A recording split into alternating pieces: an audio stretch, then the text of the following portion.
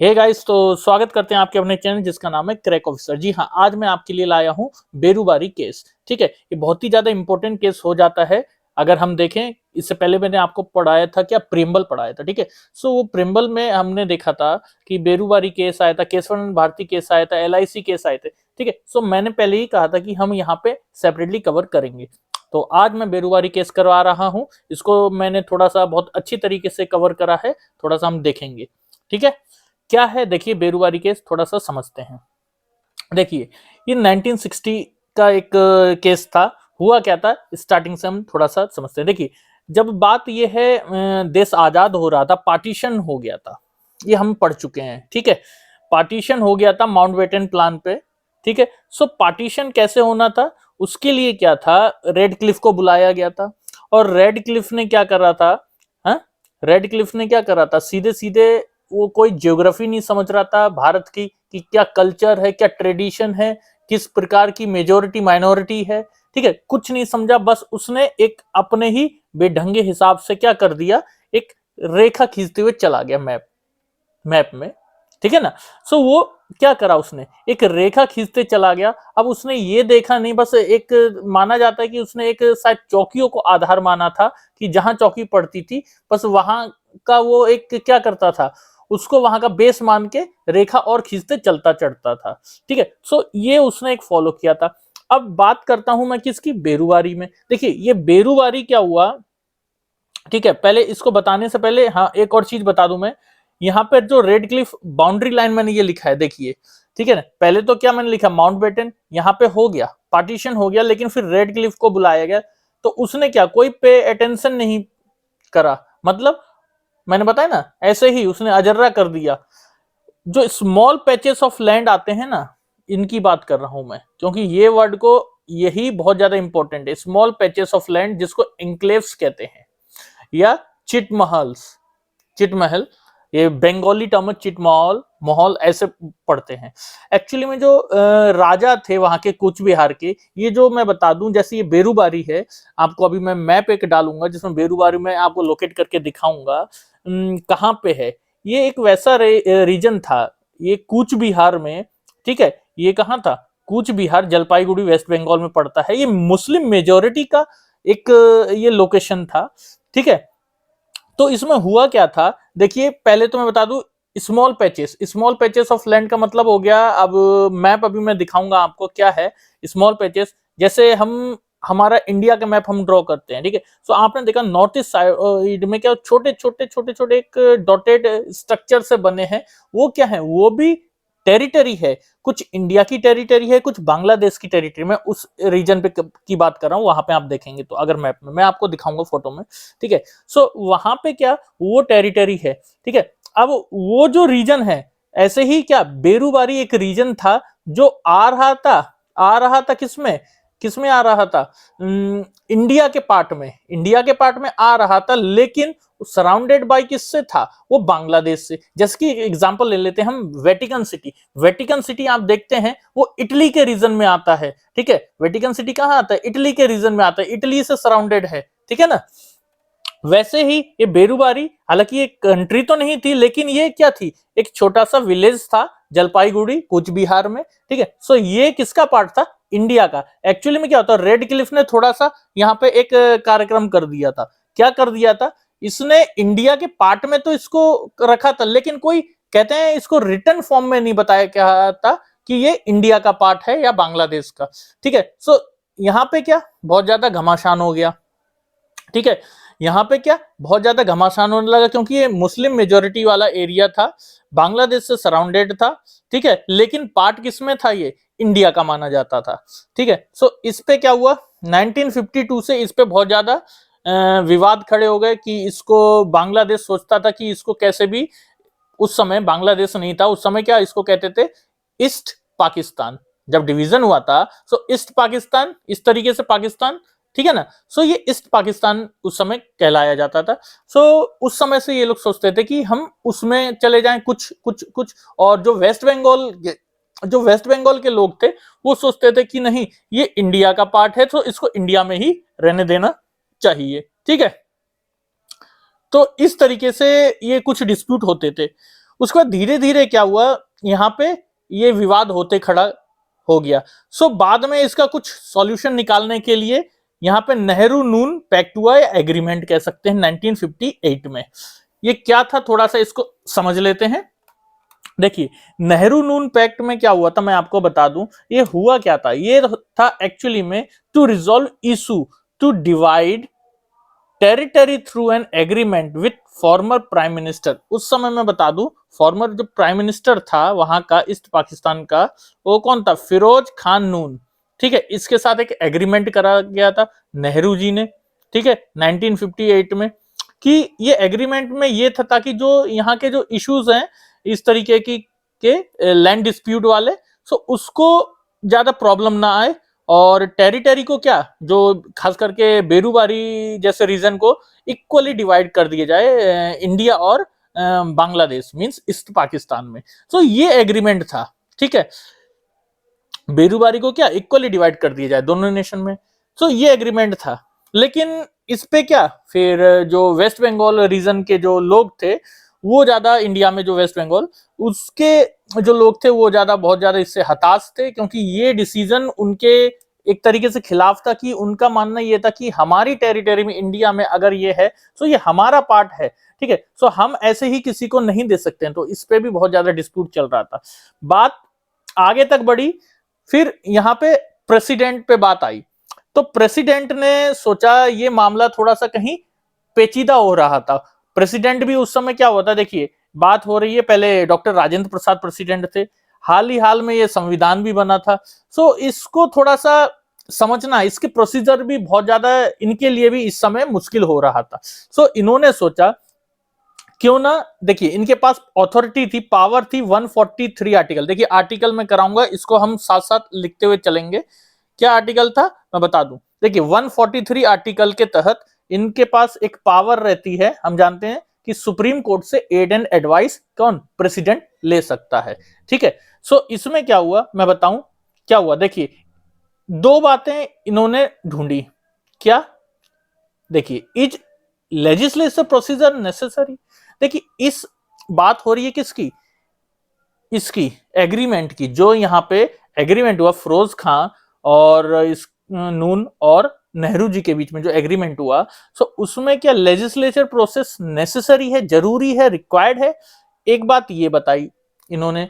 दूसरी इन्होंने बोली अगर नेसेसरी है, अगर जरूरी है इस एग्रीमेंट के लिए लेजिस्लेचर प्रोसेस, ठीक है, विधायी का प्रोसेस जिसको कहते हैं, पार्लियामेंट्री प्रोसेस, सो कौन से आर्टिकल होना चाहिए इसमें, क्या आर्टिकल 3 या आर्टिकल 368, आर्टिकल 3 या आर्टिकल 368। देखिए इस आर्टिकल को यहाँ पे क्या प्रोविजन है, मैं अभी आगे इसको समझाया है, अभी दोनों को मैं आपको बताऊंगा, ठीक है। सो इसने एक तो बात की थी क्या पार्लियामेंट्री प्रोसीजर या लेजिस्लेचर प्रोसीजर होना चाहिए इस एग्रीमेंट को इंप्लीमेंट करने के लिए, मतलब बेरूवारी को डिवाइड करने के लिए दोनों में, ठीक है।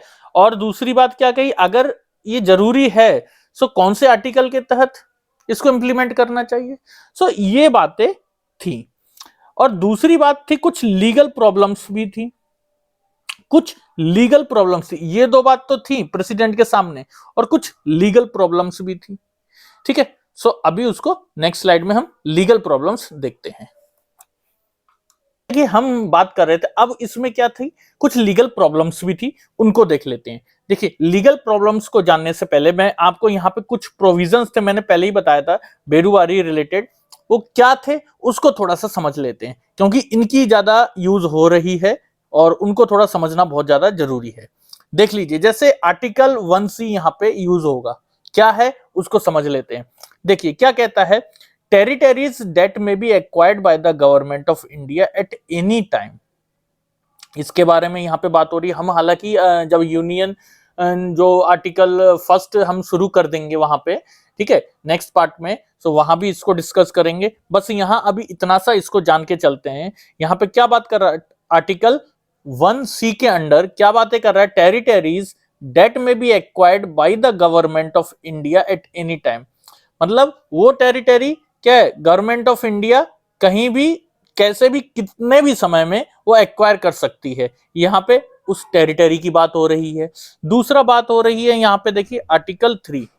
आर्टिकल 3 क्या कह रहा है, गिव्स पावर टू पार्लियामेंट। यहाँ पे क्या पार्लियामेंट को ये पावर देता है कि वो अपनी बाउंड्री को बढ़ा सकता है, अपनी बाउंड्री को घटा सकता है, या फिर ऑल्टर कर सकता है, अपनी बाउंड्री को किसी भी स्टेट में जोड़ सकता है या घटा सकता है। ठीक है, और parliament can even alter the name of any state, और वो क्या कर सकता है, किसी भी स्टेट का नेम भी बदल सकता है, ऑल्टर कर सकता है। ठीक है, सो ये आर्टिकल 3 के अंदर अथॉरिटी है पार्लियामेंट के पास, ये हमारे संविधान में लिखी हुई है। सो ठीक है, और एक बात है आर्टिकल 368, देखिए आर्टिकल 368 यहां पे बताता है amendment under constitution of India. ठीक है, सो अमेंडमेंट के बारे में यहाँ पे बात होती है, और यहाँ भी अमेंडमेंट भी दो प्रकार के होते हैं मेजोरिटी के हिसाब से। सो हम जब मेजोरिटी का सेक्शन करेंगे सो वहां पे उसको कवर करेंगे। तो ये तो रहे कुछ प्रोविजन, ठीक है, ये तो रहे कुछ प्रोविजन जो यहाँ इस केस में इंपॉर्टेंट है, उसको हमने थोड़ा सा समझ लिया। ठीक है, अब बात करते हैं, यहाँ पे मैंने बात कर रहा था क्या क्या लीगल प्रॉब्लम्स थी। देखिए लीगल प्रॉब्लम्स क्या थी यहाँ पे, उसको थोड़ा सा समझ लेते हैं। लीगल प्रॉब्लम्स के लिए यहाँ पे देखिए क्या क्या बातें आ रही थी सामने। देखिए 7th शेड्यूल जो था उसमें यूनियन लिस्ट में, 7th शेड्यूल में यूनियन लिस्ट की एंट्री नंबर 14 में एक बात लिखी थी। क्या लिखी थी मैं दिखाता हूं। देखिए India can make agreement with other country and can implement it. मतलब इंडिया क्या 7th शेड्यूल में, देखिए ध्यान देना, यूनियन लिस्ट के एंट्री नंबर 14 में यह लिखा था कि इंडिया क्या कोई भी एग्रीमेंट बना सकता है दूसरी कंट्री के साथ, और उस एग्रीमेंट को क्या लागू भी कर सकता है। यानी ये बात कही गई 7th शेड्यूल में। देखिए जो बता रहा हूं इसको नोट करते चलेंगे, बहुत ज्यादा इंपॉर्टेंट केस है ये। ठीक है, उसके बाद आर्टिकल 253 में, आर्टिकल 253 में लिखा है कि India can make law for implementing agreement with other country. और इंडिया क्या लॉ भी बना सकता है ताकि उस एग्रीमेंट को इंप्लीमेंट कर सके दूसरी कंट्री के साथ। समझे, इंडिया क्या कोई नियम कानून बना सकता है। मतलब इंडिया से मेरा मतलब क्या है, पार्लियामेंट, गवर्नमेंट, ठीक है ना, जो गवर्नमेंट है वहां पे वो क्या कोई लॉ बना सकती है अपने एग्रीमेंट को इंप्लीमेंट करने के लिए विद अदर कंट्रीज।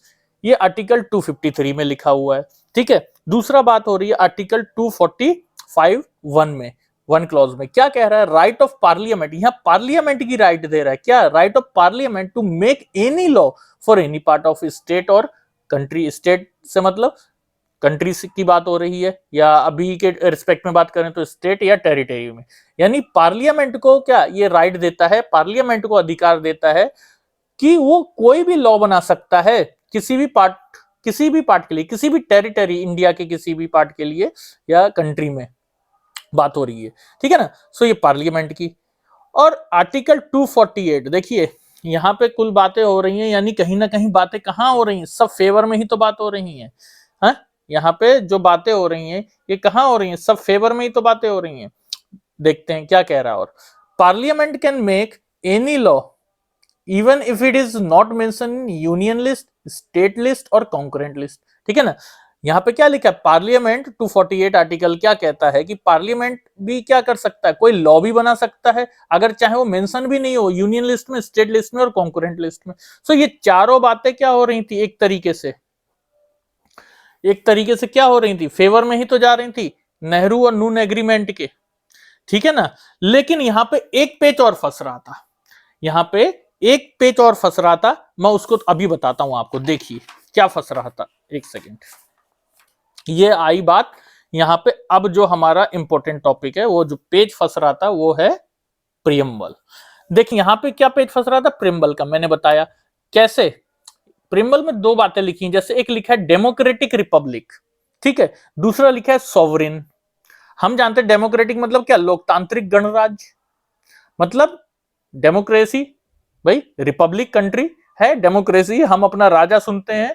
ठीक है, हम जिस देश में रहते हैं उसमें राजा का मतलब मेरा यहाँ पे क्या, हम अपना नेता चुनते हैं। ठीक है, हमने उसको बनाया है, हम वो हमारा नेता है, वो देश के हित के लिए काम कर रहा है क्योंकि हमने उसको चुना है। सो ये डेमोक्रेसी है। ठीक है, ये हम गणतंत्र है हमारे कंट्री का। सो क्या इसमें ऐसा ही, अब ये बताइए जब हमने उसको नेता चुना है तो क्या वो हमें ही हमारे रीजन से हमें दूसरी कंट्री को सौंप सकता है क्या? हाँ, सो यहाँ पे एक प्रियम्बल वाली ये बात आ गई। प्रियम्बल में तो ऐसा लिखा है ये डेमोक्रेसी रिपब्लिक है। दूसरा सॉवरिन, संप्रभुता। संप्रभुता मतलब इंडिपेंडेंसी, किसी पे डिपेंड नहीं है, ये अपना कंट्री के खुद हकदार हैं, खुद राइट ले सकते हैं, कुछ सोच समझ सकते हैं, जरूरी नहीं है वो समझौते के लिए वो अपना पार्ट को क्या ट्रांसफर करें दूसरी कंट्री को, ठीक है ना, जरूरी ऐसा नहीं है। सो ये दो बातें क्या थी इसमें प्रिम्बल में लिखी थी। सो इससे क्या पता चलता है, यहां पे एक क्वेश्चन फिर मैंने मार्क लिखा है, क्यों, क्योंकि यहां पे एक क्वेश्चन खड़ा हो जाता है, क्या is preamble provided power to government to implement Nehru Noon pact. अब बताइए क्या प्रिम्बल कोई पावर दे रहा है क्या गवर्नमेंट को ताकि नेहरू नून पैक्ट को इंप्लीमेंट कर सके। अगर देखा जाए तो असल में प्रिम्बल तो भाई कोई पावर नहीं दे रहा है, देखा जाए प्रिम्बल तो पावर नहीं दे रहा है क्योंकि ये लोकतांत्रिक है भाई। हाँ, हालांकि जनता ने खड़ा करा है, जनता के वो नेता हैं, जनता के लिए वो खड़े हुए हैं, जनता के लीडर बने हैं, लेकिन वो क्या, अब जिस देश की जनता ने उन्हें बनाया और जिस देश में वो लोग हैं, जिस स्टेट में जिस रीजन में वो रह रहे हैं और वही रीजन को दूसरे कंट्री को ट्रांसफर कर दिया जाए, सो वो क्या हो रहा है, एक तरीके से अगर देखा जाए तो वैसे तो गलत हो रहा है, ठीक है ना, एक तरीके से देखा जाए तो गलत हो रहा है। सो इसमें क्या बात कर रहा है, is preamble provided power to government to implement Nehru Noon pact, यानी प्रिम्बल प्रोवाइड नहीं करता है। प्रिम्बल कैसे पावर प्रोवाइड करता है, क्योंकि प्रिम्बल में ये दो बातें लिखी हैं, ठीक है ना, प्रिम्बल तो ये फिर नहीं प्रोवाइड कर रहा है पावर, यानी क्योंकि इसमें दो बातें लिखी है, डेमोक्रेसी, रिपब्लिक और सोवरेन के बारे में, ठीक है ना। इसका मतलब भी मैं पहले भी समझा चुका हूं आपको, प्रिम्बल अगर पढ़ा है आपने मेरी प्लेलिस्ट में जाके देख लें, ठीक है। अब बात करते हैं यहाँ पे एक इंपॉर्टेंट क्या होगी, ये तो रही दावपेच जो हुए राष्ट्रपति से लेके प्रधानमंत्री तक। अब सुप्रीम कोर्ट के जब बात आई फैसले की, सो इसमें जजमेंट क्या रहा, ठीक है, इसमें क्या जजमेंट रहा थोड़ा सा इसको समझते हैं। देखिए जजमेंट में मैं बता दूं प्रियम्बल के बारे में क्या बात कही गई, उसको पहले करते हैं समझ, ठीक है। प्रियम्बल के लिए कहा गया जो प्रियम्बल है इसको एज ए गाइड की तरह तो सर्व कर सकते हैं, ठीक है, इसको प्रियम्बल को कैसे एज ए गाइड की तरह तो यूज कर सकते हैं, ठीक है, लेकिन preamble is not the source, लेकिन ये सोर्स नहीं है, क्या, it not the source of all power जो कि इंडियन गवर्नमेंट को दी गई हो या दी जाए, यानी ये क्या है, प्रियम्बल जो है एक गाइड की तरह तो मान सकते हैं, ठीक है, हम गाइड मान सकते हैं इसको, ये एक हमें मार्गदर्शन कर रहा है, गाइड कर रहा है, लेकिन ये क्या है, ये वो स्रोत नहीं है कि पावर को दी जाए, हर पावर दे दी जाए इसके इसके थ्रू, ये कोई वो सोर्स नहीं है इसके थ्रू क्या हर पावर दे दी जाए, किसको, पार्लियामेंट को। इंडियन गवर्नमेंट से मतलब क्या होता है, पार्लियामेंट को पावर दे दी जाए या गवर्नमेंट को पावर दे दी जाए। सो प्रियम्बल क्या है, अगर देखा जाए so preamble is not a part of constitution, एक तरीके से यहाँ पे ये डिसीजन यहाँ पे ले लिया गया,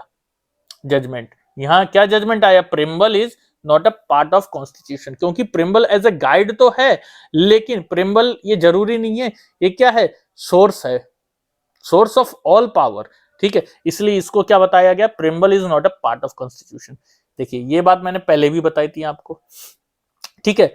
अब बात करता हूं यहां पे एक और जजमेंट क्या था, आर्टिकल 3 के अनुसार क्या हो रहा था, यहां पे हमने पढ़ा था नो पावर टू ट्रांसफर, ठीक है, क्या कह रहा था, no power to transfer any part of state to other country, यानी पावर वो कह रहा था क्या, कोई पावर क्या रहेगी, उसके पास कोई पावर नहीं है कि वो ट्रांसफर कर सके एक भी टेरिटरी, कोई सा भी हिस्सा किसी दूसरे कंट्री को, मतलब इंडिया का हिस्सा कोई दूसरे कंट्री को ट्रांसफर कर सके, ऐसी कोई पावर नहीं है किसके पास, किसके पास, गवर्नमेंट के पास या पार्लियामेंट के पास, ऐसी कोई अथॉरिटी नहीं है अकॉर्डिंग टू दिस आर्टिकल। यानी आर्टिकल 3 वैलिड किसके लिए है, आर्टिकल 3 वैलिड है उसकी खुद की कंट्री के लिए जो चेंजेस लाना चाहता है या नाम बदलना चाहता है, ठीक है, बाउंड्री ऑल्टर करना चाहता है, बढ़ाना चाहता है, घटाना चाहता है, जो भी करना चाहता है वो अपने स्टेट में, अपने किसमें, स्टेट का मतलब अपने यूनियन में, अपनी कंट्री में अपने साथ कर सकता है,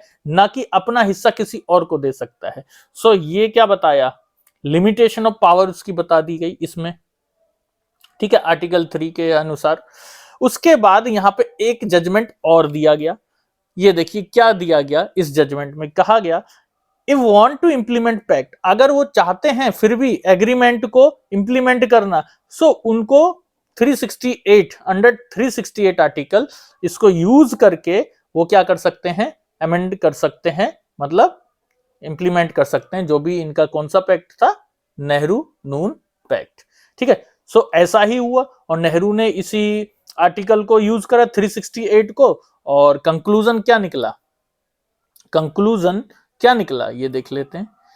कंक्लूजन ये निकला, इसने यूज करा और 9th अमेंडमेंट एक्ट के तहत शेड्यूल फर्स्ट में अमेंड कर दिया गया और बेरीवारी रीजन को क्या कर दिया गया, ईस्ट पाकिस्तान को दे दिया गया जी। हाफ ऑफ रीजन, जो बेरूबारी का हाफ ऑफ रीजन था वो ईस्ट पाकिस्तान को, मतलब आज का बांग्लादेश, उसको दे दिया गया। ठीक है, और फिर बाद में धीरे धीरे क्या हुआ, इस पे इंदिरा गांधी की सरकार आई थी और कुछ इसमें बातें चली, मुजीबुर रहमान भी था उस समय, उनके बीच कुछ एग्रीमेंट्स हुए और बाद में 7 मई 2015, ठीक है, 7 मई 2015 में ये revised version of agreement adopt करा गया। ठीक है, किसका रिवाइज वर्जन ऑफ एग्रीमेंट, यही इसका नून का, ठीक है, नेहरू नून एग्रीमेंट का। और उसमें क्या हुआ, ये 100th अमेंडमेंट एक्ट के तहत क्या हुआ, 111 एन्क्लेव्स जो दे दिए गए बांग्लादेश को और 51 एन्क्लेव्स बांग्लादेश ने किसको दे दिए, इंडिया को। ठीक है, सो ये रही आज की बेरूबारी क्लास। सो उम्मीद करता हूं आपको पसंद आई होगी। अब जल्द मैं इस पे एक और वीडियो लेके आऊंगा केसवानंद भारती केस पे। ठीक है, so please like share subscribe कीजिएगा मेरी वीडियो को और मिलते हैं जल्दी। ठीक है, बाय बाय।